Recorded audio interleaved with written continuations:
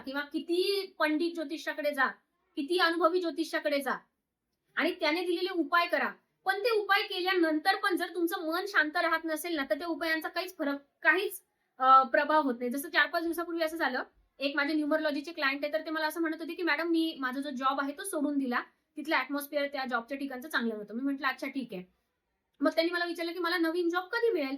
मग मी त्यांना ते बघून सांगितलं, की "या तारखेच्या असा-असा तुमचा अनुकूल काळ आहे. त्या काळामध्ये मिळण्याची शक्यता आहे" वगैरे मी चेक केलं. मग मी त्यांना म्हटलं, "सर तुम्ही मी दिलेले सर्व उपाय वगैरे तर करत आहात ना?" तर ते म्हटले, "हो मॅडम मी करतोय उपाय." मग मी म्हटलं, की अफर्मेशन तुमच्यासाठी अफर्मेशन जास्त महत्वाचं आहे. तुम्ही अफर्मेशन करत जा. अफर्मेशन म्हणजे एकच जे आपल्या इच्छापूर्तीचं जे वाक्य आहे ते परत-परत दिवसातून रिपीटेडली ते अफर्म करणे ते म्हणजे ते म्हणत राहणे. त्याला अफर्मेशन म्हणतात. तर म्हटलं, "सर तुम्ही अफर्मेशन तर करता ना?" तर म्हटलं, "हो मॅडम मी नियमित अफर्मेशन करतो." म्हटलं, "अच्छा." पण मला सांगा एक एक दिवसभर ना ओव्हरऑल तुमची सायकॉलॉजी कशी असते? म्हणजे तुमचं मन कसं असतं? काय तुम्ही दिवसभर विचार करता? मनामध्ये खूप तुमच्या निगेटिव्हिटी, सतत असुरक्षितता किंवा एक कमीपणाची भावना किंवा काहीतरी आपल्याकडे कशाचा तरी अभाव आहे, काहीतरी लॅकनेसची भावना असं काही फील करता का तुम्ही मनात? तर ते म्हटलं, "हो मॅडम, मी दिवसभर ना सतत निगेटिव्ह विचार करत असतो. माझ्या मनात सतत निगेटिव्ह विचार येत आहेत. असुरक्षिततेची भावना येत आहे.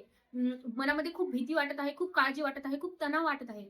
मी म्हटलं, "सर, मग या स्थितीमध्ये मी तुम्हाला तुम्ही कितीही अफर्मेशन केले, तुम्ही कितीही मंत्राचा जप केला, तुम्ही कितीही पूजापाठ केली, तरी याचा उपयोगच होत नाही. कारण की तुमचं मन जे आहे ना, तेच स्थिर नाहीये आणि म्हणून लोकांना रिझल्ट येत नाही." म्हणजे जसं लोकं मला सांगतात, "मॅडम, आम्ही ज्योतिषाकडे गेलो. ज्योतिषाने ना आम्हाला काय ते सांगितलं, ग्रहाची शांती करायला सांगितली. आम्ही ग्रहाची शांती केली. आम्ही रोज मंत्राचा जप करतो." खास करून शनीवाले लोक मला हे खूप सांगतात, की "मॅडम, आम्ही ना शनीचा नियमित जप करतो." अरे, पण तो जप करत असताना तुम्ही मनाने तिथे होतात का? का तुमचं मन कुठेतरी गेलं होतं फिरायला, कुठल्यातरी काळजीच्या मागे, कुठल्यातरी भीतीच्या मागे, कुठल्यातरी टेन्शनच्या मागे, कुठल्यातरी भविष्याच्या योजनेच्या मागे? मग जर त्यावेळी तो उपाय करताना तुमचं मन तिथे स्थिर नव्हतं, तर तुम्हाला त्या उपायाचा रिझल्ट मिळत नाही. हे कॉमन सेन्सची गोष्ट आहे. उदाहरणार्थ आपल्या घरातलं लहान लेकरू असतं. ते लेकरू अभ्यास करत असतं आणि त्याला बाहेर खेळायला जायचं मन असतं त्याचं. बरोबर? हे आपल्या सगळ्यांना माहिती आहे.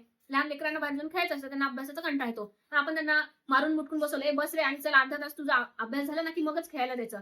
मग आता त्या लेकराचं काय असतं? त्याला बाहेर खेळायला जायचं असतं. मग तो काय करेल? तो अभ्यास पटपट करेल. कारण का त्याला माहिती आहे, पटकन अभ्यास झाला की आपल्याला पटकन खेळायला जायला मिळणार आहे. मग कारण का त्याचं मन जे आहे ते बाहेर खेळण्यात आहे. त्याचं लक्ष तिथे आहे. अभ्यासात त्याला त्याचे 4 उत्तर आपण लिहायला सांगितले, त्याच्यात त्याचं मन नाहीये, त्याच्यात त्याचं लक्ष नाहीये. मग तो मुलगा काय करतो, त्याच्यात 100 चुका करतो, अक्षर खराब काढतो, एकमेकात विचिड-विचिड लिहून टाकतो. कसं तरी ते काम करायचं म्हणून करतो आणि त्याला बाहेर खेळायला जायचं पडलेलं असतं.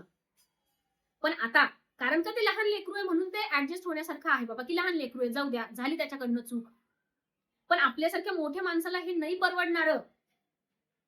की मला बाहेर कुठेतरी जायचंय किंवा मला काहीतरी माझं लक्ष दुसरीकडे कुठेतरी आहे, माझं मन दुसरीकडे कुठेतरी आहे.